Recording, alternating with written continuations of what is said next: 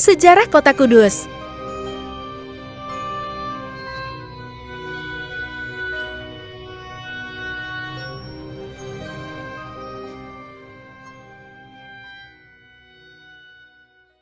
Sejarah asal-usul Kota Kudus.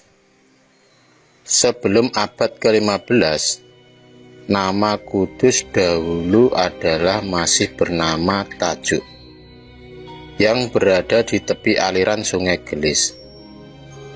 Kenapa desa itu bisa disebut Tajuk? Karena dulu terdapat bangunan-bangunan berbentuk tajuk.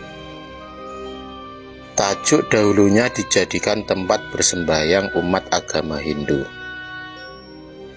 Warga hidup dari bertani, menangkap ikan, dan berdagang. Setelah kedatangan Sunan Kudus, kota itu berganti nama menjadi Al-Quds.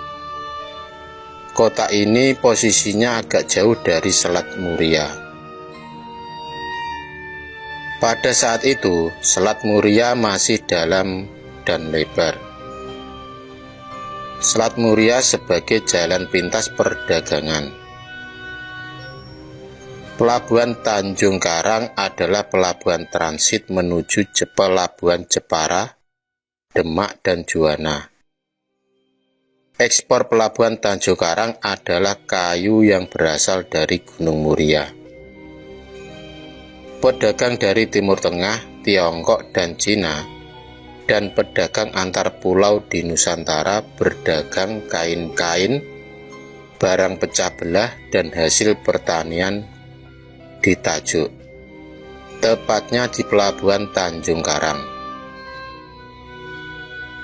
Warga Tajuk juga terinspirasi dari filosofi yang dihidupi dari Sunan Kudus, yaitu Gus Jigang.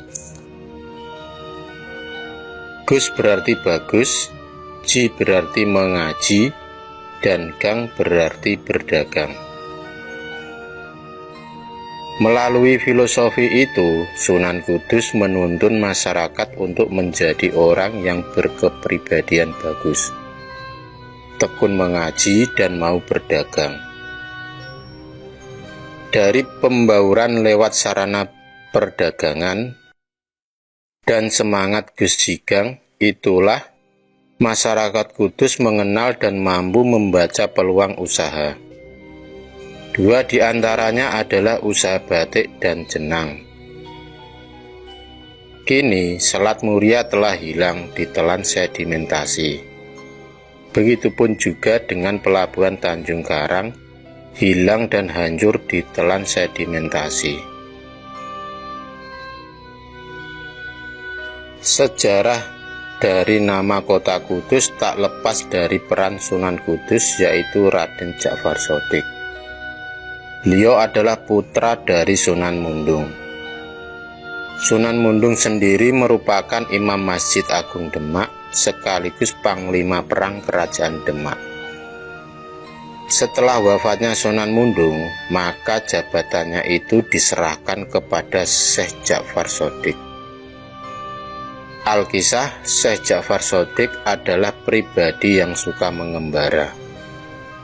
Beliau sering keluar Pulau Jawa, ke Samudra Pasai, Yerusalem, dan Palestina.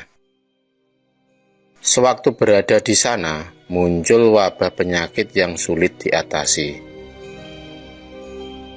Pemerintah Arab kemudian membuat sayembara. Barang siapa yang dapat melenyapkan wabah penyakit tersebut akan diberikan hadiah emas yang sangat banyak.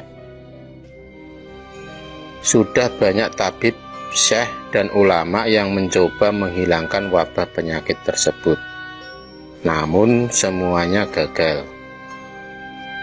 Kemudian Syekh Djafar Shodiq memohon untuk mengikuti sayembara tersebut. Berkat doa dan keuletan dan atas izin Allah, wabah penyakit tersebut dapat lenyap dari tanah Palestina. Untuk membalas jasa Syekh Djafar Shodiq, maka pemerintah memberikan emas yang sangat banyak. Namun Syekh Ja'far Shadiq menolaknya. Beliau menolong dengan ikhlas lillahi ta'ala. Maka akhirnya Syekh Ja'far Shadiq diberi sebuah batu dari Baitul Maqdis Palestina untuk dijadikan kenang-kenangan pulang ke tanah Jawa. Setiba di kota asalnya, Syekh Ja'far Shadiq kemudian membangun sebuah masjid dan meletakkan batu itu di atas mihrab pengimaman. Masjid yang baru dibangun itu lalu diberi nama Masjid Al-Aqsa. Sekarang lebih dikenal dengan nama Masjid Menara Kudus. Asal nama Kudus berasal dari bahasa Arab yang berarti suci. Berdirinya Masjid Menara Kudus sebagai hari jadi Kabupaten Kudus tak lepas dari peran Sunan Kudus sebagai pendiri dan pemprakarsa. Sebagaimana para wali songo yang lainnya, Sunan Kudus memiliki cara yang amat bijaksana dalam dakwahnya.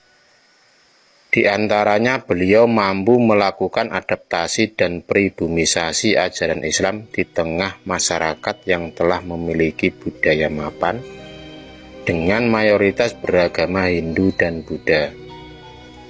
Pencampuran budaya Hindu dan Buddha dalam bermasyarakat, saling berdampingan, hidup rukun, saling menghormati.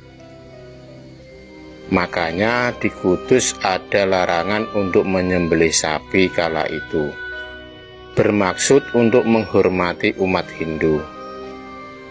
Karena untuk umat Hindu, sapi merupakan hewan suci dalam ajaran agama Hindu. Kudus sendiri memiliki tempat-tempat wisata yang asik untuk dikunjungi. Di antaranya adalah wisata religi Gunung Muria, wisata religi Masjid Menara Kudus, Desa Wisata Wonosoco Undaan Kudus, Taman Oasis di Jalan Lingkar Utara Desa Gondang Manis, wisata alam Rejenu, air terjun Mondel di kawasan Gunung Muria, Desa Wisata Rahtawu, air terjun Kali Banteng di Desa Rahtawu Gebog Kudus, air terjun Kedung Gender di Desa Jaban Dawe Kudus, Museum Kretek di Jalan Getas Pejaten nomor 155 Kudus, Museum Pati Ayam di Desa Terban Kecamatan Jekulo Kudus, wisata Museum Jenang Kudus di Jalan Sunan Muria nomor 33. Itulah sekilas tentang sejarah dari kota Kudus. Terima kasih sudah menonton video cerita bergambar ini. Klik subscribe untuk terus berlangganan video-video cerita bergambar selanjutnya. Semangat berkarya!